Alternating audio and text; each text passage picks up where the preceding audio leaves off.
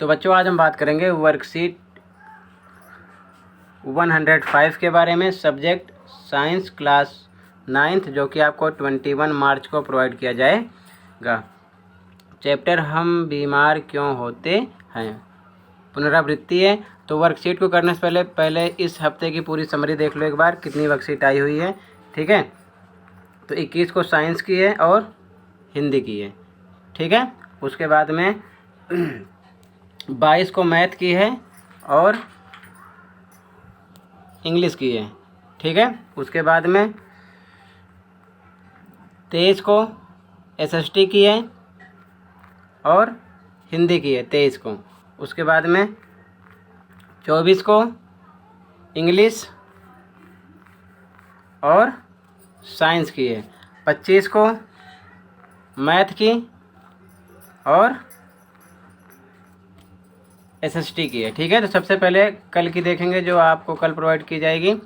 ठीक है, कल की डेट की। तो देखो, हम बीमार क्यों होते हैं, तो इसको हम पढ़ेंगे नहीं, पहले भी कई बार आप पढ़ रखे हो इस चैप्टर को। चैप्टर 12 है आपका। कौन सा है? चैप्टर 12 है।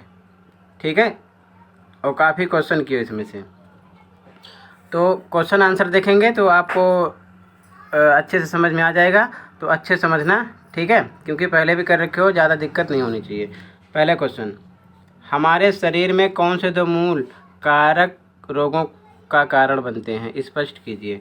हमारे शरीर में कौन से दो मूल कारक रोगों का कारण बनते हैं, स्पष्ट कीजिए। तो क्वेश्चन 1 ये लिखो, आंसर 1 देखो, आंसर नंबर 1 देखो ध्यान से, यहाँ से आपको लिखना है आंसर 1। ठीक है, आंसर 1। ठीक है, ये है आंसर 1, ध्यान रखना। एक मिनट, यहाँ से लिखना है, सभी रोग मुख्यतः दो प्रकार के कारकों के कारण होते हैं। पहला तत्कालिक कारक लिखोगे यहाँ पर, ये शरीर में रोग होने का प्रमुख कारण होता है। जैसे रोग कारक सूक्ष्म जीव शरीर में घुसकर रोग का कारण बनता है। जैसे एक विषाणु शरीर में घुसने पर विषाणु ज्वर कर देता है, या टीबी का जीवाणु। फिर हेडिंग लिखना है सहायक कारक। तो इसमें लिखोगे यहाँ तक, आप देखो ध्यान से, ये वे अन्य कारक होते हैं जो रोग प्रतिरोधक क्षमता को कम करते हैं और रोग के होने की संभावना को बढ़ाते हैं। उदाहरण के लिए कुपोषण के एक छोटे बच्चे में डायरिया का एक सहायक कारक हो सकता है। ठीक है, तो आपको देखो लिखना कहाँ से, पहले समझो। यहाँ से लिखना है आपको, यहाँ से लेकर हो सकता है यहाँ तक, पूरा नहीं लिखना है। ठीक है, ये आंसर 1 हो जाएगा। 2 पॉइंट लिख लेना, तत्कालिक कारक, सहायक कारक 2 कारक होते हैं और इनके अंतर्गत पूरा लिख लो। तो आपको पूरा यहाँ तक लिखना है।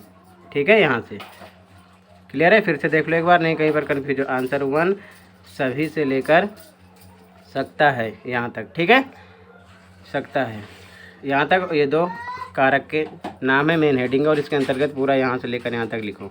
Answer 1 clear. क्वेश्चन 2 देखो,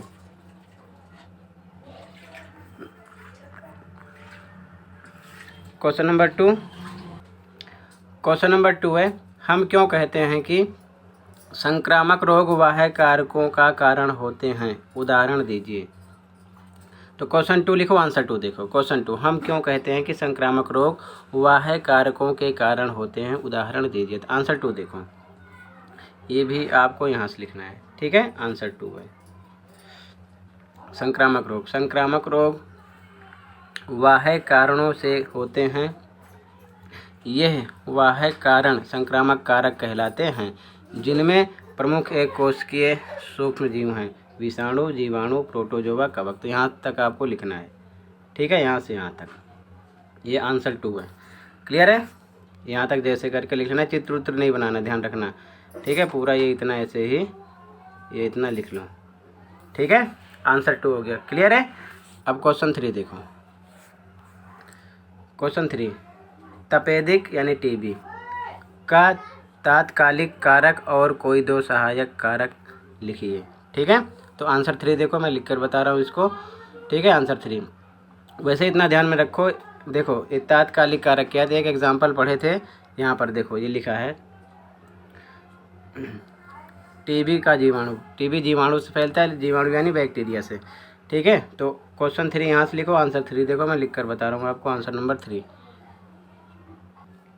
तो आंसर 3 में क्या लिखोगे, तपेदिक यानी टीबी के तात्कालिक कारक में टीबी रोग ये लिखो माइकोबैक्टीरियम ट्यूबरोक्यूलोसिस नामक जीवाणु का कारण होता है, के कारण होता है। अब देखो ये बैक्टीरिया ध्यान रखना, ठीक है ना, जीवाणु की जगह बैक्टीरिया भी यूज़ कर सकते हो, लेकिन किसके कारण होता है मैंने इसलिए हाईलाइट किया है, अंडरलाइन किया है, ये नाम है, इसी जीवाणु के कारण नहीं, इसी बैक्टीरिया के कारण ये टीबी रोग होता है, तात्कालिक कारण है। ठीक है, जीवाणु को बैक्टीरिया लिख लेना, ध्यान रखना एक ही है, ठीक है ना, जीवाणु या बैक्टीरिया, बैक्टीरिया के कारण भी होता है। अगर बैक्टीरिया लिखा है तो नहीं सोचो जीवाणु बैक्टीरिया की, इसलिए मैंने एग्जाम्पल में भी दिखाया था ऊपर आपको। ठीक है, ठीक है।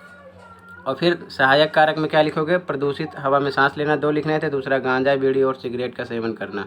ठीक है, ये आपका आंसर नंबर 3 हो जाएगा, पूरा ऐसे ही लिख लो। क्लियर है, कहीं पर डाउट होगा तुरंत बताना। अब क्वेश्चन 4 देखो, क्वेश्चन नंबर 4, रोगाणु किन्हें कहते हैं। ठीक है, तो क्वेश्चन 4 इधर लिखो, आंसर 4 देखो, आंसर नंबर 4, आंसर नंबर 4 में लिखो रोगाणु वे सूक्ष्मजीव जो हमारे शरीर के अंदर प्रवेश करके बीमारी और संक्रमण पैदा करते हैं, रोगाणु या रोगजनक कहलाते हैं, रोगाणु या रोगजनक कहलाते हैं की बात है। ठीक है, तो ये आपका आंसर नंबर 4 हो जाएगा। इसी के साथ आपकी वर्कशीट कंप्लीट हो जाएगी। मिलते हैं नेक्स्ट वीडियो में। Thank you for watching this video and take care.